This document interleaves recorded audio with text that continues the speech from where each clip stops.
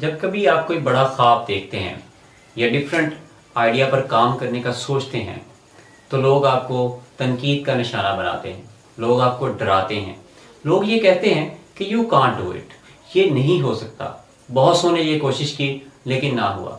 ایسے لوگوں کو نے سیئرس کہا جاتا ہے، نے سیئرس۔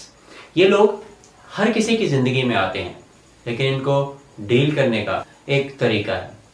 ایڈیسن کی لائف آپ دیکھیں، جب اس نے یہ دعویٰ کیا کہ میں ایک ایسا آلہ بنانے جا رہا ہوں جو ایک پورا کمرہ روشن کر دے گا، تو کیا اس پر تنقید نہیں ہوئی ہوگی؟ گراہم بیل جب اس نے بتایا کہ میں ایک ایسا آلہ ایجاد کرنے والا ہوں جو آواز کو ایک جگہ سے دوسری جگہ پہنچائے گا، تو کیا لوگوں نے باتیں نہیں بنائی ہوں گی؟ فیس فریش اور گولڈن پرل جیسی کمپنیز جو زیرو سے سٹارٹ ہوئیں، لوگوں نے تنقید کا نشانہ بنایا، باتیں کی، سرکاری ادارے اپنے پرائے سب اس میں شامل تھے۔ میں پرسنلی ان کمپنیز کو جانتا ہوں۔ یہ کمپنیز آج سب تنقید، سب باتوں کو پیچھے چھوڑ کر کروڑوں اربوں روپوں کی کمپنیز بن چکی ہیں اور ہزاروں لوگ، ہزاروں افراد ان کمپنیز میں کام کرتے ہیں۔ اسی طرح نئے سیئرز کو اگر آپ موٹیویشن کے طور پہ لیں تو یہ آپ توانائی بھر دیتے ہیں، آپ کو کمفرٹ زون سے نکلنے پر مجبور کرتے ہیں، لیکن شرط یہ ہے کہ آپ ان کو پازیٹیو لیں۔ تو یہ آپ کے کام کے لوگ ہوتے ہیں، یہ آپ میں توانائی بھرتے ہیں، انرجی بھر دیتے ہیں، آپ میں چینج لے آتے ہیں۔ پیٹر برواش جب کینیڈا میں چیمپئن شپ کھیل رہا تھا تو ایسوسی ایشن کے صدر کا اسے خط ملا۔ خط میں لکھا تھا کہ پیٹر، تم بہت برا کھیلتے ہو، تم یہ کھیل چھوڑ دو، کوئی اور کام کر لو۔ لیکن پیٹر نے اسے چیلنج کے طور پہ لیا اور وہ نیشنل چیمپئن شپ کھیلا اور نیشنل چیمپئن بنا۔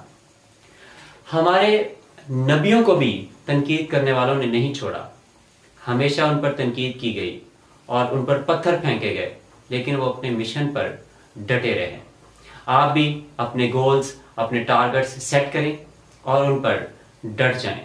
تنقید کرنے والوں کا کام ہے ان کو تنقید کرنے دیں، وہ آپ کا کچھ نہیں بگاڑ سکتے۔ آپ ہمیشہ اسمائل کریں اور ان کے لیے دعا کریں۔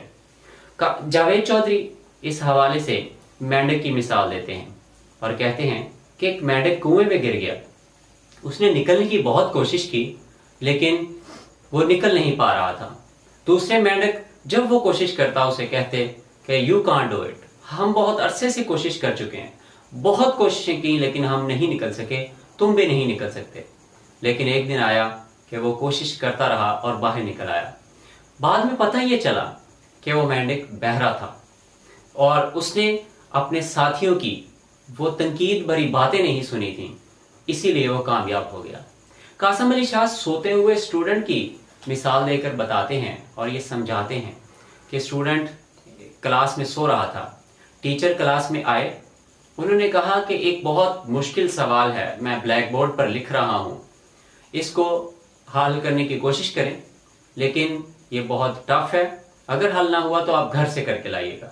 اسٹوڈنٹس نے کوشش کی اور وہ حل نہ ہوا۔ جو اسٹوڈنٹ سو رہا تھا اس کو جاگ آئی۔ کلاس کے آخر میں ٹیچر اپنی بات ریوائز کر رہے تھے کہ یہ سوال گھر سے کر کے لائیے گا، یہ بہت مشکل سوال ہے۔ اس اسٹوڈنٹ نے کوشش کی اور سوال حل کر کے ٹیچر کو پیش کر دیا۔ ریزن یہی تھی کہ اس کے مائنڈ میں وہ گرہ نہیں لگی تھی، اس نے وہ ناممکن والی بات نہیں سنی تھی، اس نے وہ تنقید والی یا ڈرنے والی بات نہیں سنی تھی، اس لیے وہ کامیاب ہو گیا۔ اس لیے آپ بھی ان باتوں کو اوائڈ کریں، نئے سیئرز کو اوائڈ کریں، پازیٹیو لیں، ہمیشہ کہیں کہ ان تنقید کرنے والوں کا شکریہ۔ اللہ حافظ۔